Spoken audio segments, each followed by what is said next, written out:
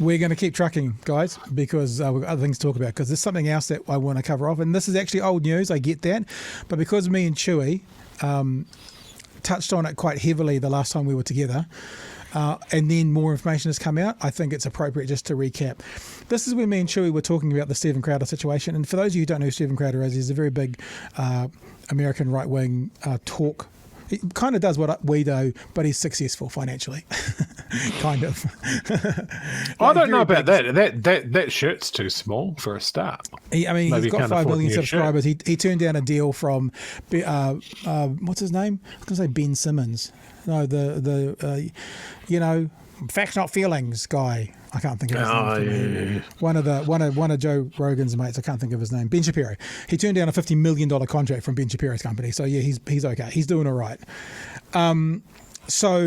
But he had this conversation where, and I'm going to go through these to make sure everyone's informed, because we would have done this the days after, but I just want to wrap up the story that we started. We broke this to the world, apparently, Chewy. Because he made this statement about his marriage, and we thought it was peculiar that he talked about abuse. Listen to what he says. The things that he says and the things that he offers without any prompting. Like he says in this first clip, there was no physical abuse. And I just thought, that's a really weird thing to offer without being prompted. Just to offer it. Chewy, if I said to you, and look, be really clear, I'm not making any accusations here, but if I said to you, Chewy, that I just broken up with my partner, and with no prompting I went, but there was I didn't hit her. Like, just offering it from nowhere. It's just, I'm not saying that's what happened here, but it's a peculiar thing to say. He also makes it very clear there was no infidelity. And then he starts to talk about the state of Texas. And he's almost describing the state of Texas like it's this woke, ridiculous place that even allows women to make their own choices. So we'll play this clip first of all, then I'll get your thoughts on this, Chewy. I have been living with a proverbial boot on my neck for going on years now. Sounds hot.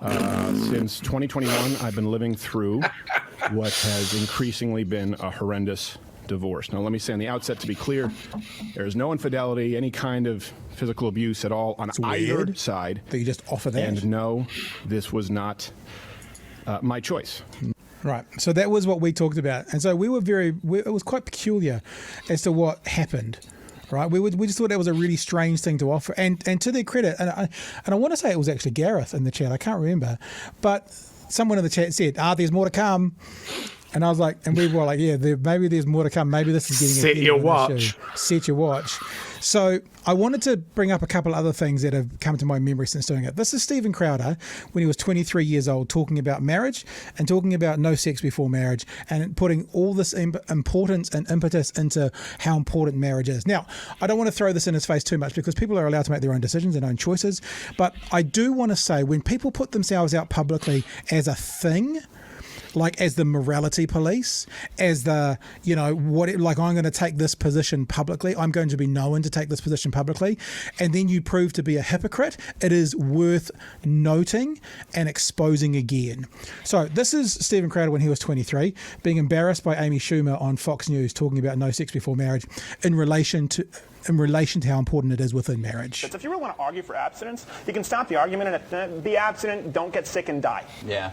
But, I can say from personal experience that it does build a bond of trust. Constantly you hear women, how often do you hear, well, don't you trust me? It's like, no, you slept with me on the first date. Mm-hmm. So, of course, I don't trust you. It's that old thing, like, I wouldn't join a club that would let me into that club. Right. She's going to sleep with me. What the she'll fuck? I'm Canadian. They won't let me in. Yeah. Except for Canadian club ginger ale. Amy, do you have any thoughts on this? Yes, but also, if I sleep with a guy on the first date, usually if a guy holds my hand, he's going to wind up. So here's the thing. I don't think that women should use sex as a bargaining chip, and a lot of them do. If I want to sleep with someone, I do it, and I am a monogamous slut. Can I say that on air? I think you can. Great. That's not what we're worried about. But what I'm saying is, I have a higher risk of disease. I also have a much higher risk of fun. No, I'm not saying that. What I'm saying is to prove my point by saying that you don't think it should be used as a bargaining tool. Yeah. I mean, as far as the kind of point of the column is that abstinence is the one taboo issue regarding sex. I mean, it's like, be a dirty stand-up comic. You're cracking new ground there, Copernicus. But once you talk about abstinence, everyone all of a sudden, they put you, like right now, we have to talk about it. Because who is this kid who's talking about abstinence who, you know? Well, it's who's this kid who's, 23. You don't know who you're going to be sexually yet. So to talk about it with such authority and arrogance. I don't know who I'm going to be what? You don't know who you're going to be sexually yet. You're going to be into really weird things in about a decade. Oh, I have no doubt. I have no doubt. Yeah. Trust me. And the thing is, it doesn't. But I really do want to do. But there should be no confidence. You slip by the dirty comedian thing, but honestly, you call yourself a comedian, but you don't do it that much. Like, I go fishing a couple times a year, but I don't introduce myself on TV as a fisherman. Wow. Well, it's not really personal for a concept about abstinence. I'm saying No, the whole but what I'm point saying is that is there's someone no can get up on way. stage, we even talk about it in the column, and talk about anything dirty that they want. But the second you mention abstinence, people, they pucker with discomfort, like, oh no, we can't talk about this, and you're vilified as judgmental. not funny. Statistically, it's the healthiest thing to do. It is conducive towards a better marriage by a 25% spread, both physically. It only takes physically. that one person, though, and there's no contract that the person's not going to cheat on you because they're abstinent. She could There is fall no in love contract. with somebody Well, else. actually, there is a contract. That's what a marriage She is. could fall. It's a contract. It's a contract that that more than 60% of people break. No, actually, that's not true. Actually, if you even look at the new U.S. Census Bureau statistics, more than 70% of first-time marriages last. More than 70% of first-time marriages last. That's where we're going to leave that one out on. Oh my God, he's been insufferable his whole life. Yeah, Like, I'm not Amy Schumer's biggest fan by a long stretch, but Yeah. oh, she was good there.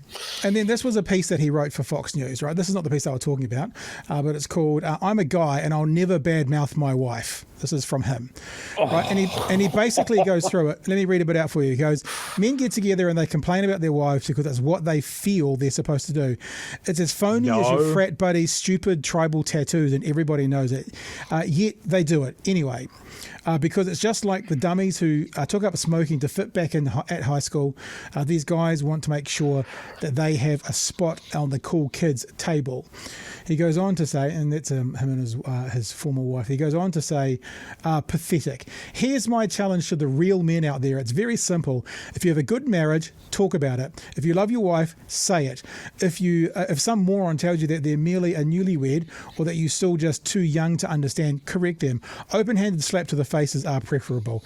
Unless those of us who love our wives and thus our wives and our lives, make a conscious change to the way we speak of them, unless we begin choosing to elevate praise of our spouses instead of denigrate, there are so many people in the chat who know where this is going, we will be letting an incredibly corrosive, self-perpetuating societal meme destroy the very institution that defines our lives.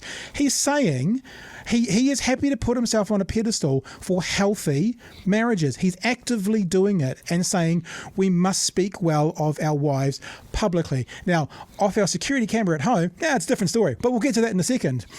Are we willing to do that just to fit in with some good gelatinous beer buddies? Finally, to those men out there who genuinely think of their wives as a pain in the ass, grow up and learn to make some better decisions. Also do some squats. Okay. You say a pedestal, it sounds like he's building a scaffold for something else.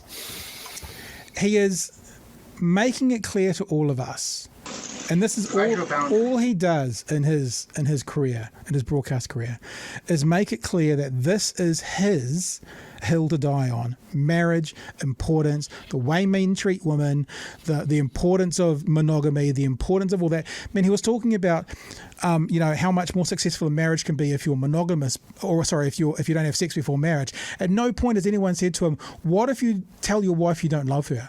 What if you say you're going to fucking do terrible things to her? What if you abuse her? How does that go for a successful marriage, Mr. Crowder, while you're up the front professing your Christian values and saying that you are, actively putting out there that you're an example to the rest of the world about what marriage should be? Now, this video, which many of you will have seen, has come out 3 or 4 days after we did our bit 2 Thursdays ago. Right, which is why we're wrapping it up. But I wanted to give you the full context and say, in case some of you haven't seen those other things, that this is not us picking on someone who's made a mistake. Everyone has bad marriages, bad breakups, that kind of stuff. But this is someone who says, you can look to me as the example of a man in a marriage. I think that's it's fair for me to say that isn't true. That's what he's actively doing. Look, he's follow held me. Himself up as a paragon. Follow me. Yeah, as an example. Follow my example. Then this was released quite soon after. Quite soon after he made that statement on his show. I drew a boundary. Now, the words move very quickly, but I might pause it just to read a few of them to you as we go. So that's his obviously pregnant wife right there, and he's sitting on the 8 months pregnant. He's sitting on here smoking a cigar. Boundary. No, you just did it. I drew a boundary at abusive. I drew a boundary at abusive and cruel. And he's telling you can't take the car. You refuse to do wifely things, then I will go pick up the groceries. So she's got chores to do, she's got some things to do, and he's telling her she can't take the car. She's 8 months pregnant, and he's saying to her, you can't take I'm not allowing you to take the car. There is no groceries today. I'd be happy. Steaks, wood pellets, my grill. I know it's an unreasonable request, but I'll go do it. Oh, what a How about prick. you first? Hillary, how do you respect the men? How do you respect the men? How do men receive love and respect? No. How do the men No, you're not taking the car. Stephen, You're not taking the car. Stephen, You are not then I taking will the car. ask someone to pick me up. His 8 month pregnant wife right now is saying, I've got jobs to do. I'll have to get one of my friends to come and pick me up rather than use the car that is owned by this family. As he sits there and looks at his 8 month pregnant wife smoking a cigar. Would you like me to ask? Oh, that's right. It's not about Stephen. Get an Uber. Okay, Stephen. Get an I Uber. can't. Feeling some constraints? Stephen. Like, I can't Stephen. go. Listen to me. You want to walk out right now? Listen to me. I can't go to the gym. I can't go to my parents. I can't call my friends. I can't be home. You're going to take the car and leave me here. Hillary, just think of how boxed in you've made me. What do you need? Oh, I'll get it. what I'll be a back when I'm back. baby. No, that doesn't work either. You'll be back when you're back. That doesn't work either. I Do you understand the difference between my life being set to the second and you going, I'll be back till I'm back? Stephen, And making it work. The only way out of this is discipline and respect.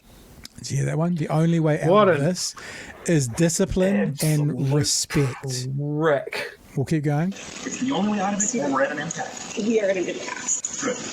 Because you can't have any discipline or respect. You can't have any discipline and respect. There you go. You throw your hand, you give up so easily. I don't give up, Stephen. Hillary, Stephen, you give up so easily. I'm- I just said the only way out of this is discipline and respect. You said, then we're at an impasse. Stephen, no, we are at an impasse, okay?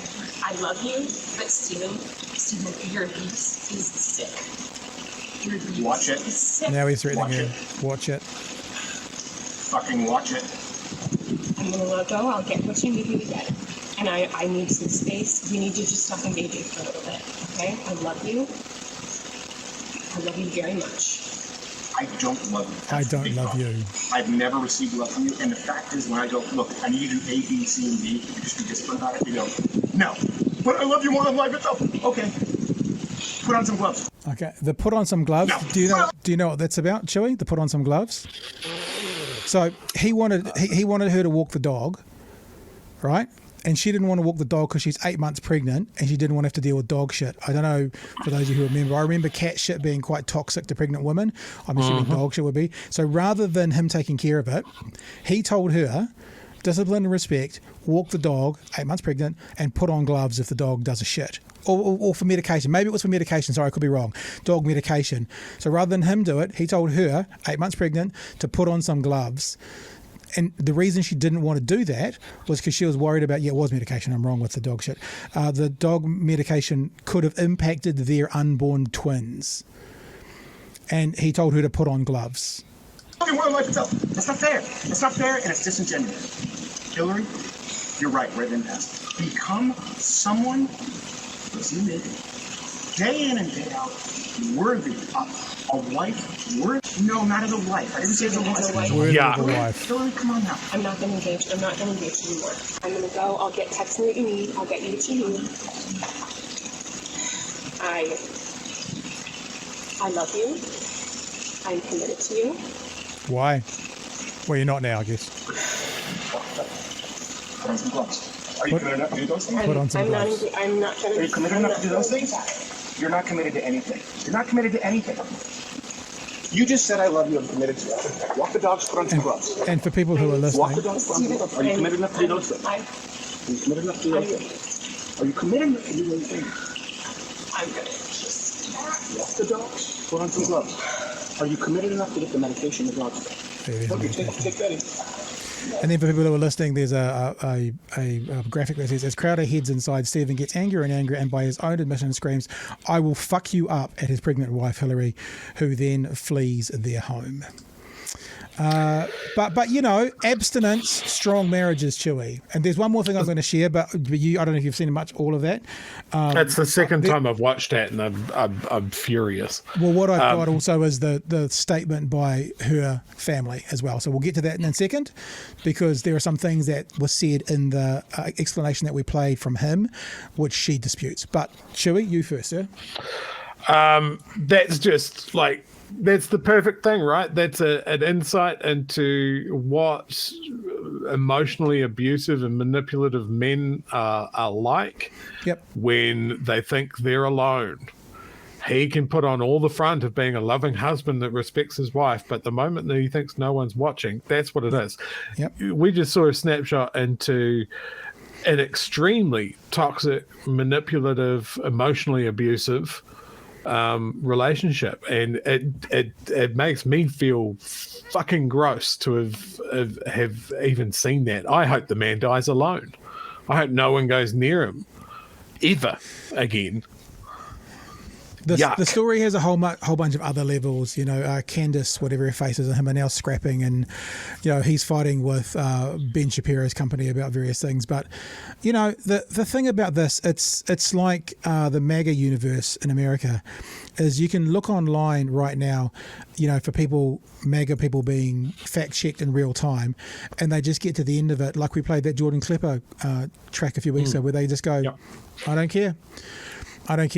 You know, so in this American world, you know, to be honest with you, what he's espousing, I won't say is common, but I have heard layers of before in the incredibly conservative church world.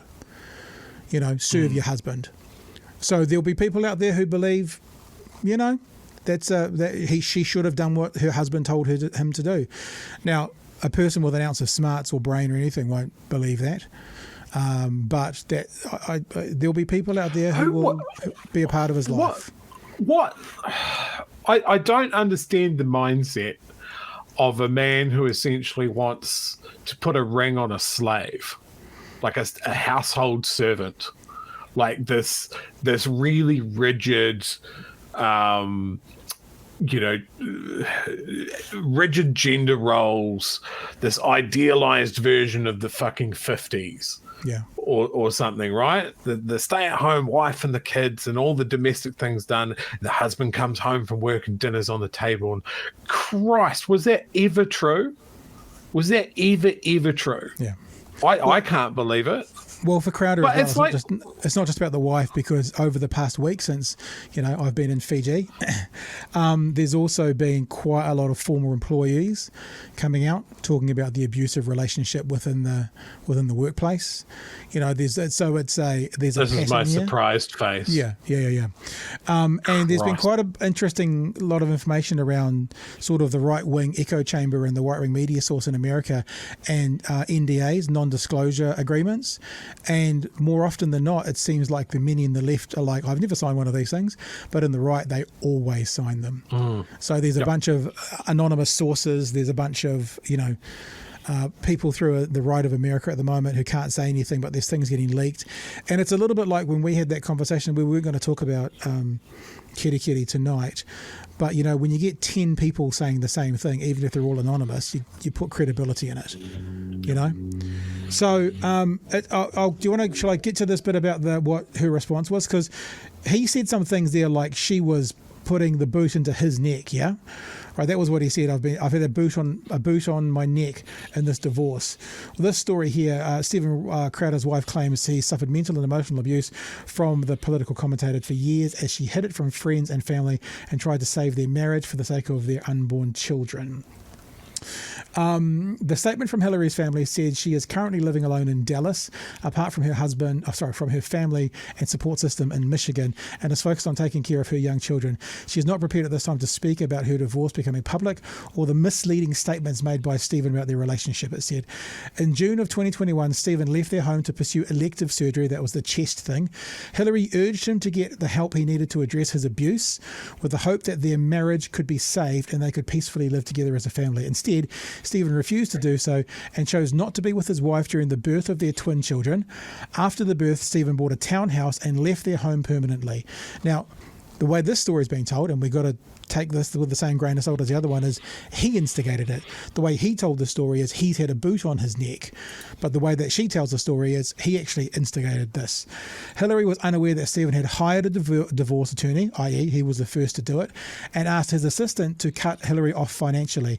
There is significant documentation substantiating these facts. Well, that's what the statement says. That's not what I'm saying. That's what the statement says. We hope that Stephen will cease speaking publicly about these personal matters in an untruthful manner.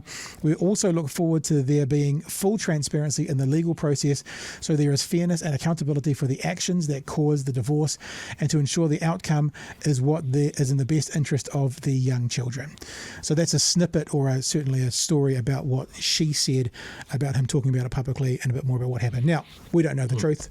Possibly somewhere in the middle is where it's going to be, but he certainly said it was all about her and she's certainly saying it's all about him. And even though we don't know, I think most people watching, and certainly probably two people presenting right now, would probably be pretty confident after seeing what we saw, which side we'd err on at the very least, Chewy. Which again is shocking.